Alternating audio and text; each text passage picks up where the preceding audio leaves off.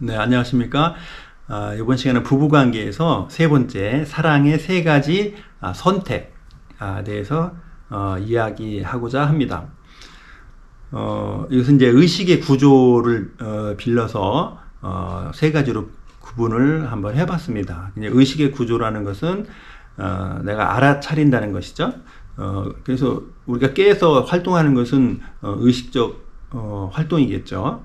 물론 이제 그 베이스에는 무의식적인 부분이 그 침투가 돼가지고 또 영향을 미치기도 하죠. 그래서 이제 의식의 구조 부분을 참고하시면 좋을 것 같습니다. 그래서 사람에게서는 막 놀고 싶고 화내고 싶고 그런 부분이 있다는 거죠. 그러니까 아이 같은 마음, 자유롭기를 원하는 그 마음이 있다는 거죠. 그리고 사람은 또 사회적인 존재니까 해야 될 일이 있거든요. 그래서 자기의 일을 하는 것이죠. 그런 부분이 있다는 거예요. 그리고 또 세 번째는 계획하고 통제하고 우선순위를 정하는 관리 통제 그런 부분이 있다는 것이죠. 자기 관리도 잘 해야 되지 않겠습니까? 그래서 그 세 가지 영역이 적절한 비중이 있으면 그것은 성숙한 사람, 미성숙한 사람은 그 세 중에 하나가 좀 부피가 커져 비중이 큰 사람을 미성숙한 사람, 이렇게 의식의 구조에서 나눴는데, 그 부부 관계를 되려면 우선 배우자를 저 사람과 내가 결혼해야겠다 선택을 하지 않겠습니까? 그래서 결혼을 하게 된다 이거예요. 그러면 우리가 이제 사랑하면 어디에 비중이 많냐면 자유로운 부분, 그 아이 같은 부분이 있다는 거죠. 와, 운명적인 만남이라는 거예요. 그러니까 열정적인 만남이고, 뭐 통화를 5시간, 10시간 하고 매일 만나도 좋고 말이죠.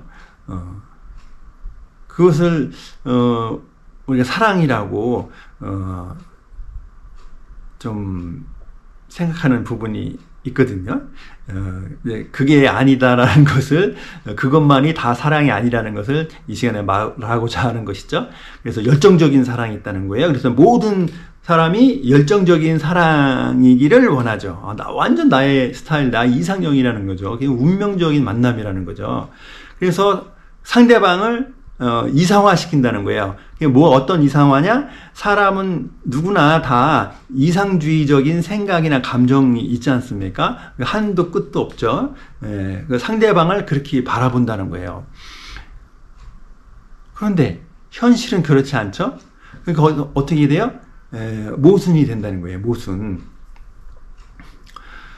그래서 우울해진다는 겁니다. 이 사랑은 열정적인 사랑이 그렇다는 것이죠. 그래서 그 열정적인 사랑은 그 키워드가 욕망이라는 거죠. 그리고 아주 도취되는 거예요. 그리고 정신이 나가는 거예요. 아주 상대방의 사랑의 그 감정에 아주 몰입이 되는 겁니다. 정신 나가고 얼빠진 상태가 된다는 것이죠. 또 그래야지만이 막 정말 흥분되고 새로운 경험이고, 그렇게 해서 사랑하고 결혼하는 경우가 많고 또 그것을 기대하기도 하죠. 그런데 그게 그 사랑의 세 가지 선택, 그 결혼을 하는 동기 중에 하나라는 일부분이라는 거죠. 또 어떤 형태가 있냐면 기능적인 부분이 있다는 거예요. 그것은 뭐냐면 친구 관계에서 아니면 동료 관계에서 기능적인 만남이지 않습니까? 정서적인 기브앤테이크를 하든 기능적인 기브앤테이크를 하든 그 관계에서 알고 지냈는데 호감이 가는 거예요. 그 사람이 친밀감이 있는 거예요. 그리고 어떻게 해요? 그 우정이 생기겠죠. 그래서 결혼을 한단 말이에요. 그러니까 이제 친구가 이제 이성으로 되는 거죠. 직장 동료에서 결혼 배우자가 된 경우죠. 그것도 하나의 선택이라는 거죠. 그러니까 상대적으로 뭐가 없어요? 열정적, 뿅뿅뿅, 하트, 뿅뿅, 그런 거는 없다는 거죠. 자연스럽게 호감이 되고 소통이 잘 되고 아주 낭만적인 관계가 이루어져서 결혼하는 경우라는 거죠. 또 세 번째는 뭐가 있냐면 관리적인 측면이라는 거죠. 계산을 하는 거예요. 정서적인 관계인데 조건 보고 하는 겁니다. 그게 조건을 본다?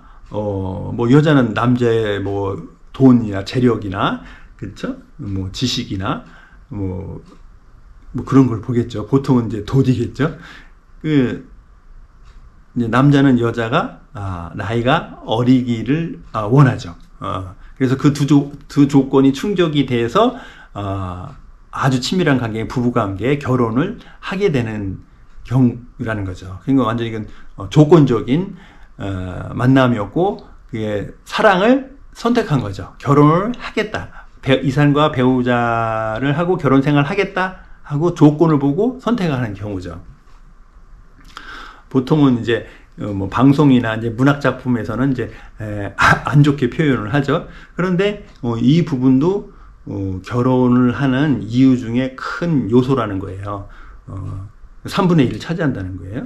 그래서 이제 그 기능적인 조건을 하니까 뭐가 없어요? 친밀감이나 아주 하트 뿅뿅 그런 거는 없다는 거예요. 그러니까 어떻게 돼요? 공허하고 바보 같은 선택이 한 것 같은 그런 느낌이 든다는 거죠. 그러니까 조건을 보고 했으니까 뭐가 없으면 이제 정이 없다는 거죠. 근데 살다 보면 두 가지가 있죠. 정이 진짜 안 생기는 경우도 있고, 살다 보니까 또 정이 들 수도 있고, 또 사랑을 할 수도 있지 않겠습니까? 그래서 이것도 우정으로 만나서 우정 같은 만남, 관계가 이루어지면서 아주 오래 가는 그런 특성이 있다는 겁니다. 그런데 이제 이것이 가장 뭐랄까 비중으로 봤을 때 가장 좀 잘 산다? 잘 산다 란다는 그 기준으로 본다면 기능적인 조건으로 보고 결혼을 한 경우가 가장 잘 산다고 합니다. 그리고 두 번째가 직장이나 친구 관계에서 연인이나 부부 관계로 관계 또 잘 산다고 합니다. 근데 이 셋 중에서 막 열정적으로 진짜 운명 같은 사랑, 그렇죠? 그렇게 해서 결혼한 경우가 가장 못 산다고 합니다. 참 역설적이죠. 기존에 보통 알고 있고 인식하고 있는 거에 어쩜 이렇게 반대가 되는지 모르겠습니다. 그래서 이 시간에는 부부관계를 이루는데 아주 정말 운명적인 사랑으로 만나서 결혼하는 경우도 있고, 현실은 그렇게 많지는 않죠. 그리고 친구나 직장 동료 있는데 그것이 그 연인이나 또 부부관계로 발전해서 결혼하는 경우가 있고, 맨 처음부터 조건을 보고 결혼하는 경우가 있다는 것이죠. 그래서 안 좋을 때는 조건 보고 결혼하는 경우가 제일 안 좋은 것이고, 만약에 어느 정도 이렇게 진행이 됐을 때는 조건 보고 결혼하는 경우가 가장 잘 살고, 두 번째가 친구나 동료이면서 그것이 발전해서 결혼하는 경우가 두 번째로 잘 살고, 가장 못 사는 게 운명적인 사랑을 해서 결혼한 경우가 이 세 가지 종류 중에서는 가장 못 산다는 연구 결과가 있다고 합니다. 그래서 이 시간에는 이렇게 부부관계 사랑의 선택 세 가지에 대해서 같이 나눠봤습니다.